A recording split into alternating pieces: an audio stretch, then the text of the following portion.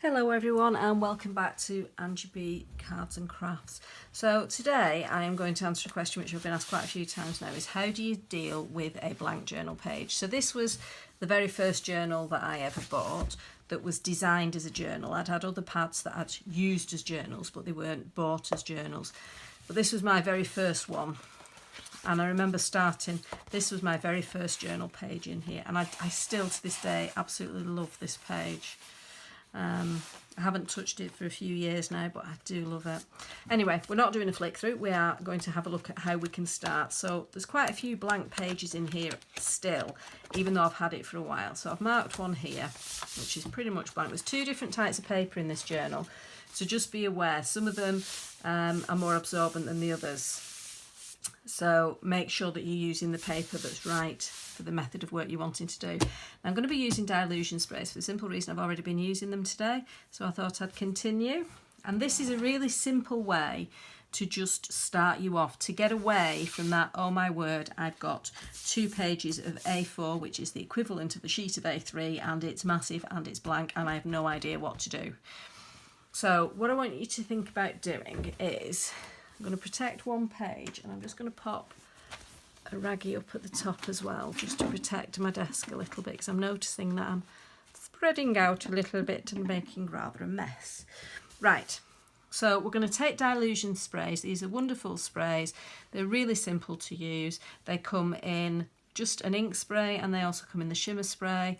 The shimmer sprays have got mica in them, so you need to make sure that you give them a shake and get the little ball rattling so that the shimmer will spray out.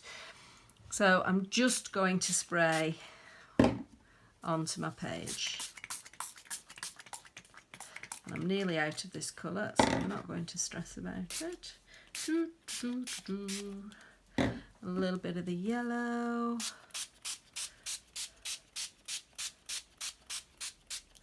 Can you tell I like the yellow? So that's my page, nice and wet. Now one thing that happens is it can come through to the page afterwards.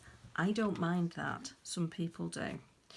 Okay, so we now have a page that's wet. Okay, so you can then put a stencil on and you have a couple of options. You can spray it with more spray.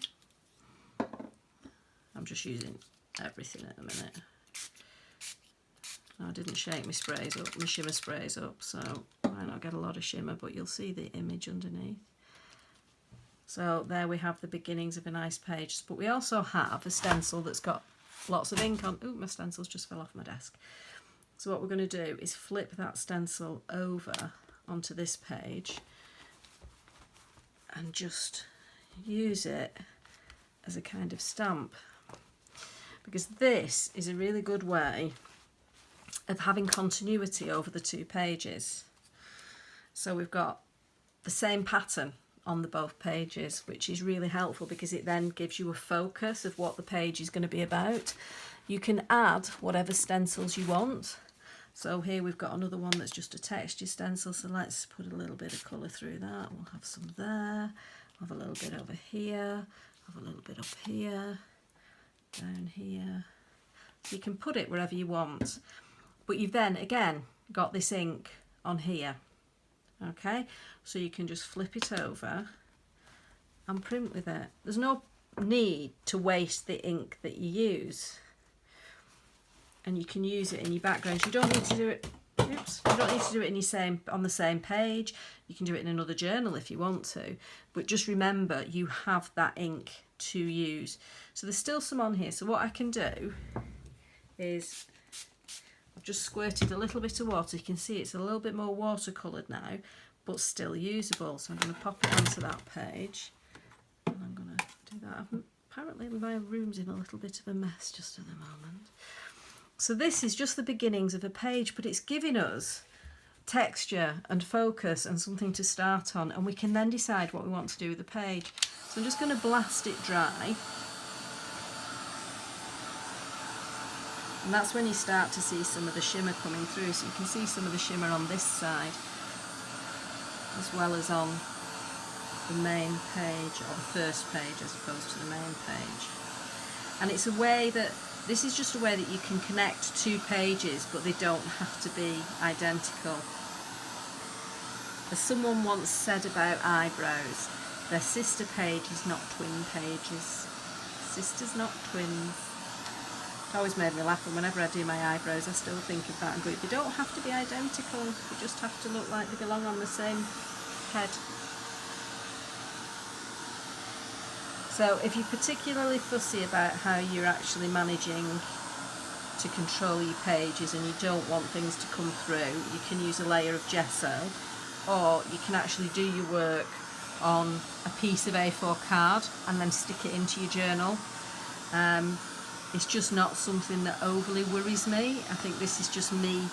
My journal pages are for me to play and experiment and try different things, and if it comes through, it comes through. It doesn't worry me too much. So we did put quite a lot of ink down, so this page got pretty wet. So I'm drying it from the front and the back, just to try and get it a little bit drier. And then what you can do is think about what you want to add on to it. So you can look at adding on stamps, you can look at adding on more stencils, you can use texture paste through your stencils, which is a really nice way of getting some additional texture. You can use different stencils, you can use face mask stencils. So you've got, if I do this now very quickly with some black ink, which is what fell on the floor, I pop this through. So I've just got a little sponge, get a bit of black ink, and I'm just going to put this up here. So I'm not taking time with it, I'm just plonking it on.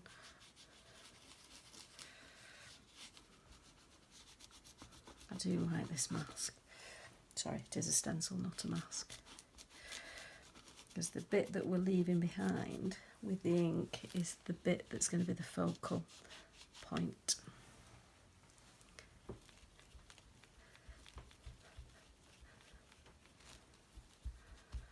Okay, and then I lift that off and you've got that lovely face. You can see I've not dried it thoroughly, so we're getting a little bit of pilling of the paper because it wasn't fully dry before I started rubbing it.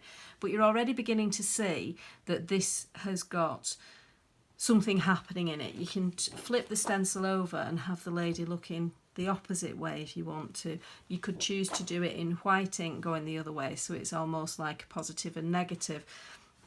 But it's one way to just get you started. And if I show you some of the pages of mine which have started in that way. Why can I not find them?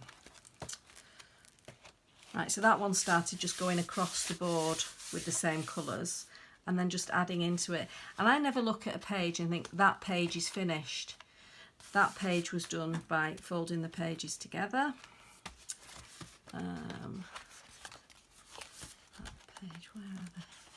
They mustn't be in this one, they must be in another journal. Oh, that one was. So that one was done folding the pages together. And it's quite a nice way of starting you off. So it gives you a starting point. Where's the one I was working on? There it is.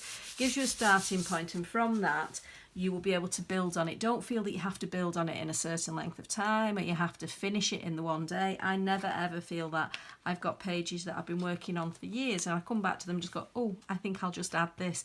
Oh, I like this. When I first discovered white pens were really good, I started putting white pens on all my images that I'd previously thought were almost finished. So you can decide what you want to do. You can use it for writing, journaling information about yourself. You can use it to just write on what methods you've used so that you can refer back to them if you want to use the same methods in another part of your crafting. So if you want to make some cards in similar ways, you can write what you've used on here. So your art journal is really your space for experimenting about your stuff. I hope you found that useful.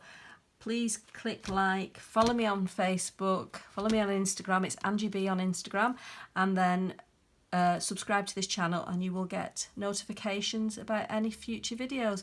And bear in mind that on Tuesdays there will be release of Tuesday's 10-minute tutorials. Thanks very much. Bye.